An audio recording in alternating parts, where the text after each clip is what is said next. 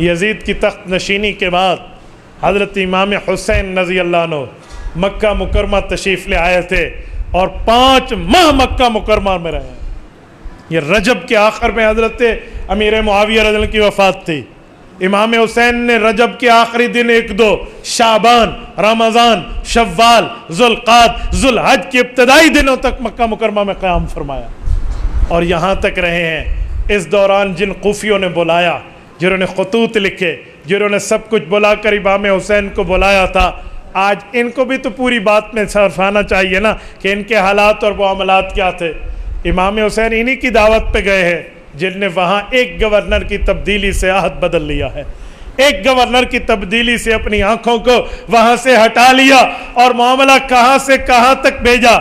جب حضرت حسین یہاں سے چل رہے تھے، چلنے سے پہلے حضرت عبداللہ بن عمر رضی اللہ عنہما اور اسی طرح حضرت عبداللہ بن عباس، عبداللہ بن زبیر رضی اللہ عنہم، ان صحابہ کی اولادوں نے امام حسین کو روکا تھا اور فرمایا تھا کہ آپ نہ جائیے، یہ غداری کر لیں گے.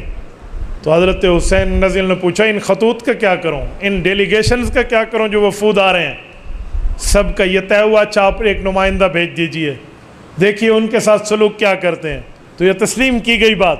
اور حضرت مسلم بن عقیل رضی اللہ عنہ کو حضرت حسین رضی اللہ عنہ کے چچا کے بیٹے ان کو بھیجا گیا. تو کوفیوں نے تو بظاہر بیعت کر لی، ابھی تک گورنر نہیں بدلا تھا. یزید کی طرف سے گورنر بدلا اور ابن زیاد جیسا ظالم آیا تو اس نے ایک تلوار دکھائی تو ان ہزاروں نے بیعت توڑ کے رکھ دی. خالی بیعت نہیں توڑی، حضرت مسلم ابن عقیل رضی اللہ عنہ کو بھی پیش کر دیا آگے، ان کو بھی مظلوماً شہید کرایا. ان کے نونہال بچوں تک کے معاملات کو ان لوگوں نے باغی کہہ کر مروایا ہے. حضرت حسین رضی اللہ عنہ کے پاس تو حضرت مسلم بن عقیل کے پہنچنے کے بعد بالکل ویریفیکیشن کا خط آ چکا تھا کہ معاملہ یہاں اچھا ہے. امام حسین چل پڑے ہیں، راستے میں اطلاع ہے کہ معاملہ ہے کیا.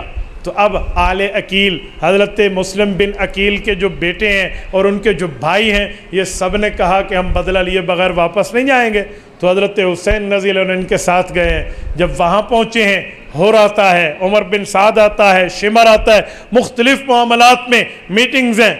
آخر جب حضرت حسین رضی اللہ عنہ جب یہ بات پیش کی تھی کہ یا تو مجھے کسی سرحد پہ جانے دیں جہاد فی سبیل اللہ کے لیے، یہ میں مکہ سے آیا ہوں وہاں مجھے جانے دیں، یا مجھے یزید کے پاس جانے دیں کہ میں خود اپنا معاملہ اس سے نمٹ لوں گا.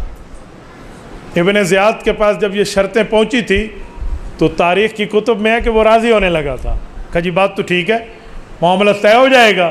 لیکن شمر جیسے ملعون نے اس موقع پہ وہ کردار ادا کیا جو فرعون کے ساتھ حامان کیا کرتا تھا. کہتے ہیں فرعون بادشاہ تھا، حامان اس کا وزیر تھا. فرعون کہیں اپنی شیطانی میں کمی کرتا تو حامان اس کمی کو پورا کر دیتا کہ نہ جی نہ، آپ کے لیے ہے. جب موسیٰ علیہ السلام گزرے تھے نا بحیرہ کلزم سے اور پانی کا راستہ بنا ہوا تھا تو فرعون کو حامان نے دیکھا اور رکے نا تو فرعون نے کہا یہ تو پانی کراس کر گیا، اب کیا کریں گے؟ تو حامان نے کہا جی تواڑے واسطے تو راستہ بڑا ہے، آپ کے لیے تو بنا ہے، ڈالو گھوڑے کے پاؤں. پھر کیا ہوا تو دنیا نے منظر دیکھا نا، فغشیہم من الیم ما غشیہم. یہاں ابن زیاد ماننے لگا تھا، لیکن شمر نے کہا کہ اگر آج آپ کے ہاتھ سے بچ گیا تو پھر تو مسئلہ گیا نا، یہ پھر آ جائے گا. نہیں، اسے کہو یہ تیرے ہاتھ پر بیعت کرے. واہ کیا پھدی کا شوربہ. جس یزید کے ہاتھ پہ حضرت حسین بیعت کرنے کے لیے تیار نہیں ہے، اس کے بھیجے ہوئے گورنر کے ہاتھ پر بیعت کریں. یہ کیسے ہو سکتا تھا؟ تو میرے دوستو، اس کے جواب میں قتال ہوا ہے، اس کے جواب میں مظلوماً شہادت ہوئی ہے، اور اس کے جواب میں ظلم کی وہ داستان رقم ہوئی ہے جس کے لیے خدا کی قسم سینے میں پڑے ہوئے دل پانی ہو جائے. اگر پہاڑوں کے دل ہو تو وہ خون کے آنسو ہو جاتے جس کے لیے اس ظلم کی داستان. یہاں شیرخوار بچوں تک کو نہیں بخشا گیا، یہاں شیرخوار بچوں کو نیزے کی انیوں پہ چڑھایا گیا، یہاں ان کی شہادت کے بعد ان کے لاشوں کو گھوڑوں کے سموں کے نیچے ڈالا گیا، اور یوں کیا گیا آل رسول کے ساتھ جو کسی قسم کا کوئی روا نہیں تھا. یہ وہ ظالم لوگ، یہ وہ بے ایمان جن کے لیے رسول پاک صلی اللہ علیہ وسلم کی ایک حدیث موجود ہے. حضرت ام سلمہ رضی اللہ عنہ فرماتی ہیں اللہ کے رسول میرے گھر میں تھے، نیند سے اٹھے تو آپ علیہ الصلوۃ والسلام نے مجھے یہ بات سنائی کہ ام سلمہ میرے پاس جبرائیل امین آئے تھے، انہوں نے مجھے بتایا کہ آپ کے اس بیٹے کو عرض لطف عرض طف دو جگہ ہے، فلاں جگہ جا کر جو ہے نا کیا کہتے ہیں شہید کر دیا جائے گا، اور وہاں کی مٹی اس شیشی میں ڈال کے مجھے اٹھا کے دکھائی، یہ دیکھو ام سلمہ رضی اللہ عنہ فرماتی ہیں آپ علیہ الصلوۃ والسلام رو رہے تھے اور حضرت حسین کو سینے اقدس سے لگایا ہوا تھا، اور وہ شیشی مجھے تھما دی، فرماتی ہے میں نے اس کو ایک اپنی الماری میں اس کا رورا کو اس شیشی کو بڑی جوڑ کے سلامت رکھی ہے۔ ام سلمہ رضی اللہ عنہ زندہ تھی سن 61 ہجری میں، جس دن حضرت حسین شہید ہوئے ہیں تو وہ سرخ مٹی اس دن سرخی ہو چکی تھی، وہ رنگ بدل چکی ہے۔ اور میں یہاں ایک جملہ کہتا ہوں علماء کی موجودگی میں، اللہ کے رسول نے یہ شیشی اور کسی بیوی کو نہیں دی ہے، حضرت ام سلمہ کو دی تھی۔ بظاہر تو یہی سمجھ آتا ہے کہ رسول اللہ پہ کھول دیا گیا ہوگا کہ جب شہادت حسین کا وقت آئے گا تو آپ کی ازواج مطہرات دنیا سے باقی رخصت ہو چکی ہوں گی، ایک زندہ سلامت ام سلمہ موجود ہوگی، تو وہی موجود تھی نا۔ یہ شہادت کی پیشن گوئی تو پہلے سے آ چکی ہے۔ مجمع الزوائد میں امام حیثمی رحمۃ اللہ علیہ نے روایت ذکر کی ہے کہ حضرت علی المرتضیٰ رضی اللہ تعالیٰ عنہ نے اپنے ایک ساتھی کو صفین کی جگہ سے جاتے ہوئے راستے میں کربلا کی جگہ کے قریب اپنے بیٹے کی شہادت کی یہی حدیث سنائی تھی۔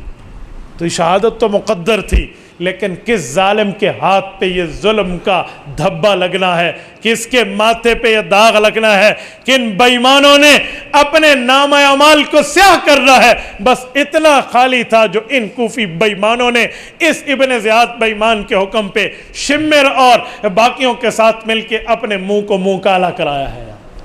میرے دوستو، یہ شہادت بڑی دردناک اور دکھی ہے۔ میں یہاں ایک جملہ سمجھانے کے لیے کہتا ہوں، یہاں اہل بیت کے مکمل خاندان، سیدنا علی المرتضیٰ رضی اللہ عنہ کے 9 بیٹے، 72 تن اٹھائے نا، اس میں حضرت علی المرتضیٰ کے 9 بیٹے میدان کربلا کے شہید ہیں۔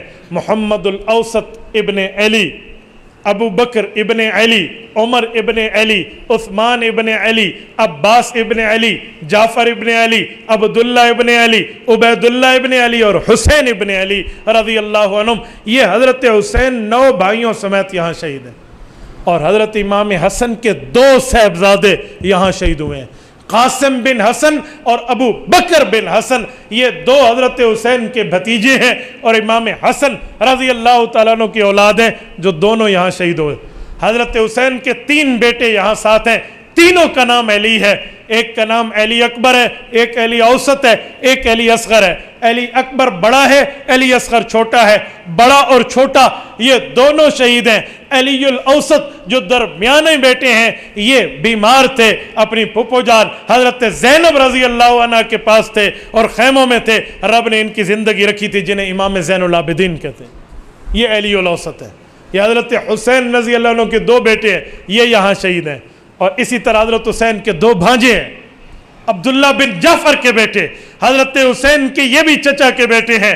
حضرت حسین کے 2 بھانجے، حضرت ام کلثوم کے 2 بیٹے۔ یہ ام کلثوم حضرت حسین کی وہ ہمشیرہ ہے جن کا پہلا نکاح حضرت عمر رضی اللہ عنہ سے حضرت علی نے کیا تھا، اور اس سے حضرت عمر کا بیٹا زید بن عمر پیدا ہوا تھا، اور حضرت عمر کی شہادت کے بعد اس خاتون کا نکاح عبداللہ بن جعفر سے ہوا ہے، اور حضرت عبداللہ بن جعفر حضرت علی کے بھتیجے، حضرت حسن کے حضرت امام حسن اور حسین کے چچا زاد بھائی ہیں۔ ان سے بھی اس خاتون کے 2 بیٹے ہیں، عون بن عبداللہ، محمد بن عبداللہ، یہ دونوں حضرت حسین کے بھانجے اپنے ماموں کے ساتھ اس میدان کربلا میں شہید ہوئے۔ اور حضرت مسلم ابن عقیل جب گئے تھے اپنے ساتھ 2 شیرخوار بچے لے کر گئے تھے، لیکن محمد بن مسلم اور عبداللہ بن مسلم، اور ایک کا نام ہے عبداللہ بن سعید بن مسلم، یہ دونوں یا تینوں علی اختلاف روایات، یہ بھی جو حضرت مسلم بن عقیل کے بیٹے تھے اپنے چاچو کے ساتھ تھے، تو یہ بھی یہاں شہید ہوئے ہیں۔ اور میرے دوستو، تقریباً 21 افراد ہیں اہل بیت کے جو یہاں میدان کربلا کے شہید ہیں، 51 ان کے ساتھی ہیں، کل ملا کے یہ 72 تن بنتے ہیں۔ تبارك الذي نزل الفرقان على عبده ليكون للعالمين نذيرا